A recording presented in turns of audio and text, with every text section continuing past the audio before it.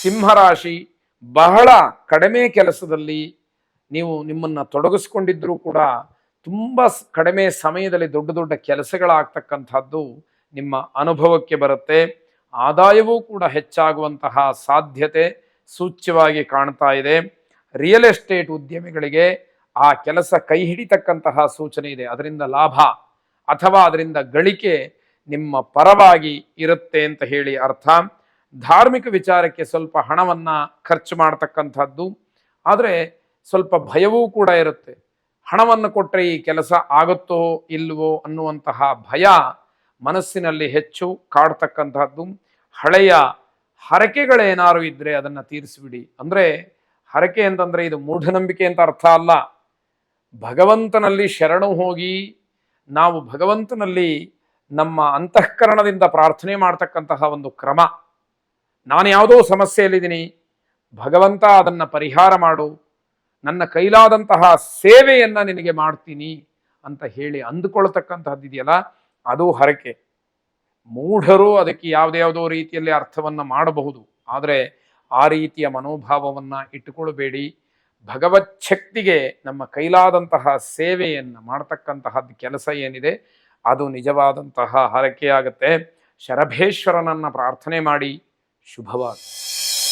ಕನ್ಯಾ ರಾಶಿ, ನಿಮ್ಮ ವ್ಯಾಪಾರ, ವ್ಯವಹಾರ, ಉದ್ಯೋಗ, ನೌಕರಿ ಇದೆಲ್ಲವುದಕ್ಕಿಂತ ನಿಮ್ಮ ಆರೋಗ್ಯ ಬಹಳ ಮುಖ್ಯವಾದಂಥದ್ದು.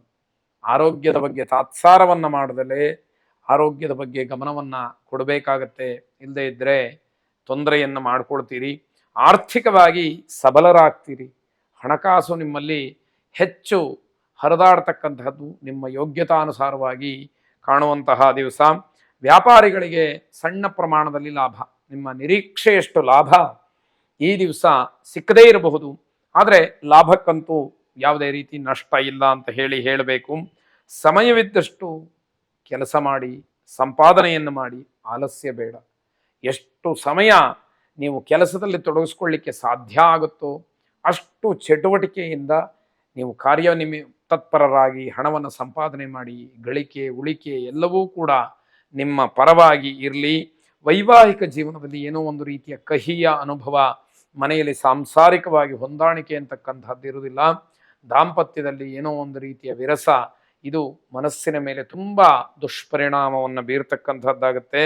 ನಿಮ್ಮ ಕಾರ್ಯಕ್ಷೇತ್ರವನ್ನು ವಿಸ್ತಾರ ಮಾಡೋದಕ್ಕೆ ಪ್ರಯತ್ನವನ್ನು ಮಾಡಿಕೊಳ್ಳಿ. ಈ ದಿವಸ ಬಹಳ ಶುಭವಾಗಿರ್ತಕ್ಕಂಥದ್ದು. ನಿಮ್ಮ ಪ್ರಯತ್ನವೂ ಕೂಡ ಅಲ್ಲಿರಬೇಕು, ಆಗ ಮಾತ್ರ ಅದು ಸಾಧ್ಯ ಆಗುವಂಥದ್ದು. ಪಾರ್ವತೀ ದೇವಿಯನ್ನು ಸ್ತುತಿ ಮಾಡಿ. ಶುಭವಾಗಿ. ತುಲಾರಾಶಿ, ಯಾವುದೋ ಜಗಳದಿಂದ ಬಂಧುಗಳಲ್ಲಿ ವಿರಸವಾಗುತ್ತೆ, ಪರಸ್ಪರವಾಗಿ ಮಾತನ್ನು ಬಿಡ್ತಕ್ಕಂತಹ ವಾತಾವರಣ ಅಲ್ಲಿ ಸೃಷ್ಟಿಯಾದರೂ ಕೂಡ ಅಚ್ಚರಿ ಪಡಬೇಕಾದಂಥದ್ದಿಲ್ಲ. ನಿಮ್ಮ ಶಿಸ್ತುಬದ್ಧವಾದಂತಹ ಜೀವನ ಬೇರೆಯವರಿಗೆ ಮಾದರಿ. ನಿಮ್ಮನ್ನು ನೋಡಿ ಕಲಿಬೇಕು ಅನ್ನುವಂತಹ ಮಾತು ಸಮಾಜದಲ್ಲಿ ಬರುವಂಥದ್ದಾಗತ್ತೆ. ಇಂದು ಸ್ವಲ್ಪ ಸುಳ್ಳು ಹೇಳಬೇಕಾದಂತಹ ಪರಿಸ್ಥಿತಿ ನಿಮಗೆ ಒದಗಿ ಬರಬಹುದು, ಆದರೆ ಒಳ್ಳೆಯ ಕೆಲಸಕ್ಕಾದರೆ ನೀವು ಆ ಸುಳ್ಳನ್ನು ಹೇಳಿ. ಇಲ್ಲದೇ ಇದ್ದರೆ ಆದಷ್ಟು ಸುಳ್ಳು ಹೇಳುವುದನ್ನು ನೀವು ನಿಗ್ರಹ ಮಾಡಬೇಕು, ತಡೆ ಹಿಡಿಬೇಕಾಗತ್ತೆ. ಅಕ್ಕ ತಂಗಿಯರಿಗೆ ಸ್ವಲ್ಪ ಸಹಾಯವನ್ನು ಮಾಡಬಹುದಾದಂತಹ ದಿವಸ. ಅದರ ಅಗತ್ಯತೆ ಅವರಿಗಿದೆಯೋ ಇಲ್ವೋ ಗೊತ್ತಿಲ್ಲ, ಆದರೆ ನೀವು ಅಣ್ಣನಾಗಿ ಅಥವಾ ತಮ್ಮನಾಗಿ ನಿಮ್ಮ ಅಕ್ಕ ಅಥವಾ ತಂಗಿಯರಿಗೆ ಸಹಾಯವನ್ನು ಮಾಡಬಹುದಾಗಿರುತ್ತೆ.